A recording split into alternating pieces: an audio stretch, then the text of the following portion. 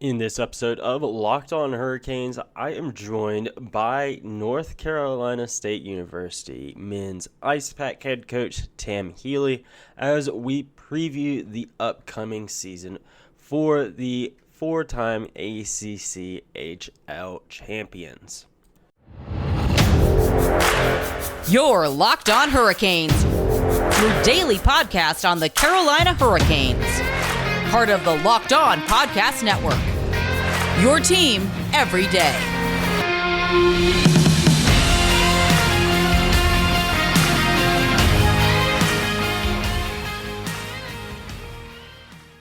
Hey there, Caniacs. I am your host, Jared Ellis, and you're listening to Locked On Hurricanes on the Locked On Podcast Network, your team every day. And as always, I'd like to thank you for making Locked On Hurricanes your first listen of this Monday afternoon. And as always, you can find the show on Twitter and Instagram at LO_Hurricanes. Myself on Twitter at JaredEllis_96. And as I mentioned today, I am joined by head coach of the NC State Icepack, Tim Healy, as we sit down and preview the team's upcoming season, as their first game is this Friday on the 16th when they open up their season against Liberty University's Division I program. I had a blast being able to sit down and talk to Coach Healy again. It's been a minute since he's been on the show.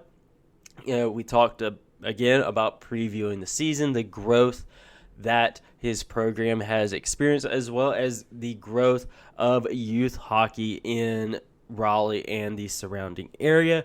But before we get into that, I do want to let you guys know about Athletic Greens. And of course, Athletic Greens has been a partner here of the network for quite a while. But if you haven't checked them out yet, you're probably asking, what is Athletic Greens? What is AG1? Well, with one delicious scoop of AG1, you're absorbing 75 high-quality vitamins, minerals, whole food source superfoods, probiotics, and adaptogens to help start your day off right. This special blend of ingredients supports your gut health, your nervous system, your immune system, your energy, recovery, focus, and aging, all of the things. And AG1 is a lifestyle friendly, whether you eat keto, paleo, vegan, dairy-free, or gluten-free. It contains less than 1 gram of sugar with no nasty GMOs, no nasty chemicals, or artificial anything while still tasting good. It'll help support better sleep quality and recovery, supports mental clarity and alertness, and one of the best things about Athletic Greens is that they use the best products based on the latest science with constant third-party testing, and it costs you less than $3 a day. You're investing in your health, and it's cheaper than getting a cold brew every day. It's cheaper than getting all the different supplements. You're investing in all-in-one nutritional insurance, and Athletic Greens has over 7,000 five-star reviews. It's recommended by professional athletes and is trusted by leading health experts such as Tim Ferriss and Michael Gervais. So right now, it's time to reclaim your health and arm your immune system with convenient daily nutrition. It's just one scoop in a cup of water every day. That's it. No need for a million different pills and supplements to look out for your health. And to make it easy, Athletic Greens is going to give you a free 1-year supply of immune-supporting vitamin D and 5 free travel packs with your first purchase. All you have to do is visit athleticgreens.com/NHL Network. Again, that is athleticgreens.com/NHL Network to take ownership of your health and pick up the ultimate daily nutritional insurance. Now, folks, I hope you enjoy this interview that I did with head coach Tim Healy. I sure did enjoy it. Now, enjoy.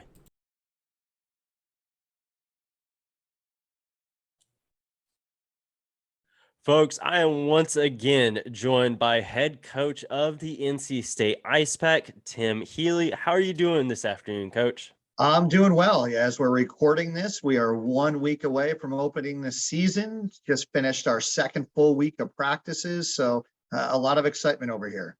Yeah, I'm very excited for that season. I can't wait to watch the game because actually your season opener is on my 26th birthday. So I know what I'm going to be doing that day. Well, and it should be on ESPN too. Normally Liberty games are on there when we're out there barn versus D1. So hopefully that'll be hopefully we'll get you a good birthday present. Oh, I'm looking forward to it regardless.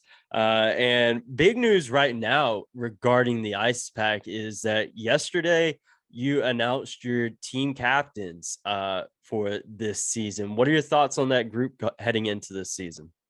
Well, I think the leadership group, it's even larger than just the team captains. I'm really excited for the leadership that I think this senior class is going to bring to the team and already has brought to the team.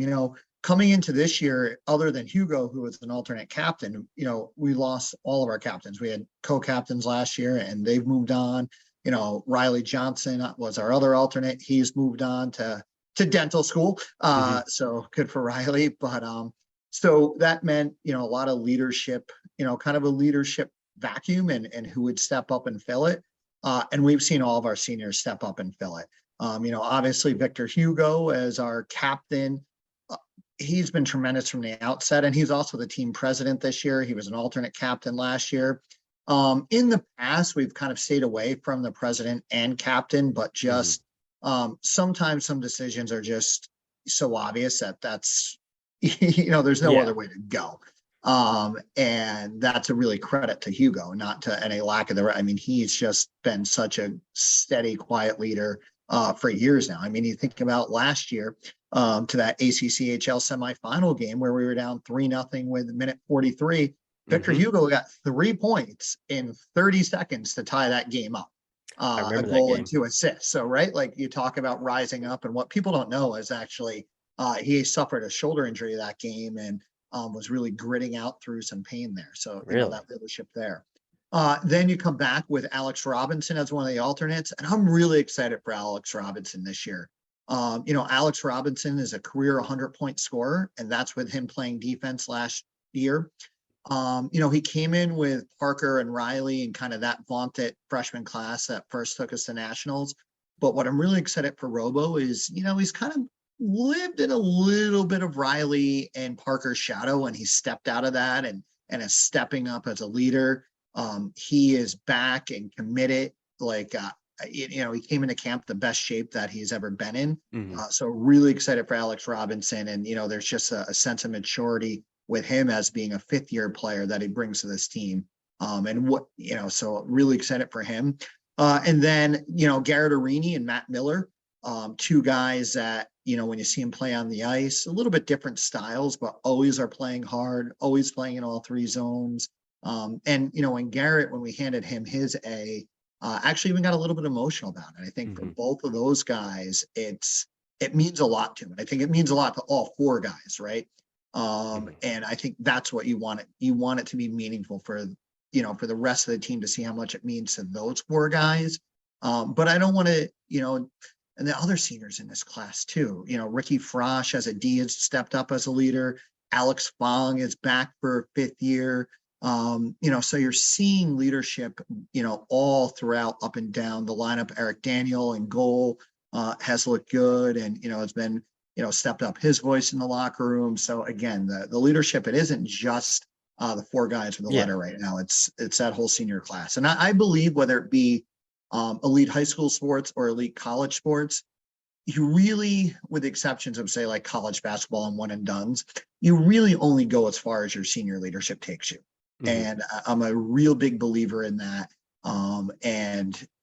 You saw that back in the day with Sam Benishevitz when we first went to nationals, right? It was that class that wasn't going to be denied. And this senior class has a little bit of that moxie to them right now. Yeah, I cannot wait to see. You actually touched on, losing some guys heading into the season. One thing I've always found fascinating with you guys, college hockey, college football, basketball, regardless of the college sport, is that there's a lot more turnover in college sports than opposed to professional sports. And for you guys, 4 straight ACC HL titles, 2 national qualifiers, and you got like Alabama football, just year after year, so successful. Just as a coach, how are you able to motivate your players to continue to have that level of sustained success year after year when you can't lock a guy up to like a 8-year contract or whatever, I think there's two ways. There's two components. Well, there's more than just two components of it. I think the first part is, we as coaches, we are ultimately stewards of the program, right? Because we'll be here longer than the players will, right? Like that's the plan. But each individual team, that is a unique team unto itself. And it's the captains and the seniors, that's their team to take a hold of and lead. And again, we as coaches are stewards of it, putting them in the positions and, the long-term view of the program and where we want to be, schedules, opponents, and places like that. That's really up for us as the coaches to guide. Obviously prep game plan tactics on coaches too. But when it comes down to it, the want and desire each year, that comes from the players. And a lot of that is culture handed down year to year to year from the players and, what they saw as freshmen coming up through it. And I think what I'm really excited for this senior class, and you talk about the reloading, like Alabama football and places like that, is we have a really large freshman class. And if you think about our sophomore class is pretty large too, we are really heavy on the freshmen and sophomores, which makes the leadership of the seniors this year that much more important, because they're going to impact the type of team we have when those freshmen and sophomores are seniors. So if you think about the seniors now, they were impacted by guys like Ryan Kinney and, the great captaincy he had. The guys that graduated last year were impacted by Sam Banashevitz. And, so that kind of cycle that goes through. So one of the things I'm excited again is you have this great leadership class, great culture class in our senior class, and they're going to really be able to shape this freshman and sophomore class, which will help keep this cycle going, because it's a really talented. Our freshman and sophomore classes are super talented, but if the culture is right, it doesn't matter. And that's what the seniors are really doing a great job of right now. Yeah. And you touched on earlier, you're playing Liberty's D1 program on ESPN2. And, something I've noticed just as a fan, and obviously someone that follows the team, and covered the team here on the show, is that it seems like over the past, couple years or so, the program, you guys and the women's program, has really just grown in popularity in the area. And now you're able to, get these D1 opponents like this. That's how you're opening the season. You got a really great schedule heading into this season. How is it, as a coach, and someone, that's obviously with the team, seeing this growth year after year? Well, I think there's two parts of that too, right? This growth is one, we've been able to tap into the Raleigh hockey community, which, hockey in Raleigh is just exploding right now. Whether it be the Canes, whether it be youth programs, currently sitting in the office of Calvert Ice Sports, which is a four-sheet rink we're developing out in Holly Springs, right? So all this stuff is happening right now, which is really exciting. So one, being able to tap into that. Two, the NC State community itself. One, NC State as a school has just become such a desirable academic school to come to, which is awesome. And three, once you're there, the spirit of our fans and alumni it's just tremendous. The spirit and the passion of NC State fans is awesome. And, I love seeing, and I can't wait to see it, that first home game or that first UNC game. The guys come out of the locker room and, after warmups, and it's kind of full. And then they come out after warmups and it's like, wow. This is their first look at the passionate fans, and that look in their eye of like, oh yeah, I made the right choice coming here. And then they tell their friends that, and it keeps coming around, right? And it just kind of starts feeding the beast itself. And also feeding the beast too is, again, Raleigh youth hockey just keeps churning out better and better and better players. And some, sure, they go on and they play NCAA Division III or NCAA Division I, but it's churning out enough players now and high quality players where, there's enough for us. There's enough to go play NCAA and really still compete at a high level. Yeah, that was something else I was going to ask you about. It's just the way youth hockey has grown. We talked about that, the last time you're on the show, and it seems like since then it's grown even more. I know you're obviously a dad as well, along with NC State's head coach. So, yeah, just seeing, the growth of youth hockey. You mentioned, the rink, you're working at developing now. Weight competition center and just all these places just popping up. It's crazy to think about this. This wasn't around whenever I was a kid, and it's crazy to think about. And yeah, it's absolutely great for the youth. It's great for your program, the women's program. It's great for all of these programs in the area. And I'm absolutely loving to see it right now. Well, yeah. And, the other thing too is, and you're seeing this even on the NHL level, Mhm. right? Is Raleigh becoming a hockey destination. If you think about it, you have Brett Burns, right? Max Mhm. Patch, like more Brett Burns at the end of their career chasing a cup mode. Mhm. Burns has a no trade clause, right? Yep. He's coming to Raleigh, right? And he got here in August and started working. Oddly enough, so did Pacioretty. Maybe we would have been better off to come and start Yeah. working out in August. And so those were, and I don't know what Patch's no trade clause was or wasn't, but in the case of Burns, right? Like this was a choice to come here to chase that cup as Mhm. a destination. Stastny, I think Stastny's contract was a little bit of a discount to Mhm. come and chase something, right? So it's not just it's on every level. Then you look at the youth level, right? We've opened up finally with Weight Competition Center and Invisalign Arena, a high-end arena, a high-end place to play. Mhm. And then, and we have another one coming, which is needed too, right? So hockey is roughly, the participants in hockey, and I don't have the stats in front of me, in youth hockey have roughly tripled in the last 15 years, but we've only added one sheet of ice. So Mhm. essentially we're out of ice right now. We've Yeah. outgrown it, which it's a real problem. It's a good problem to have in the Mhm. grand scheme of things, rather than the other way. And how that all impacts NC State is the more great players and more great development we have, the more players that are going to be able to get into NC State and come and compete for us. Our hardest issue for NC State in getting players is frankly getting them accepted to the school. Once a Mhm. kid gets into NC State, we yield that player. It's such a great school, great program. Once they get in, they're coming to NC State. Yeah. It's a great problem to have. You're exactly right. And we talk about, opening night for you guys, September 16th against Liberty. Obviously, you can't give a whole lot away about your game plan heading into that game. You don't want some Liberty folks listening to the show, but just heading into that game, what are you telling your players heading into that game? Good question. I'm almost in a little bit of preseason camp mode right now as we're Mhm. putting in stuff. I think, one of the things I told them last night was when we go on the road, there aren't too many places that are packed houses. We're lucky that when we're home, we're pretty much a packed house most of the time. So one, enjoy that atmosphere, but two, you're gonna have to focus through it. And as far as what to tell them, it's execute, right? Like we've been putting stuff in for the last couple of weeks, and it's time to go and execute that stuff, whether it be the power play, the penalty kill, whatever that case might be, the D zone. It's time to put it to test under live fire. And you talk about pressure testing.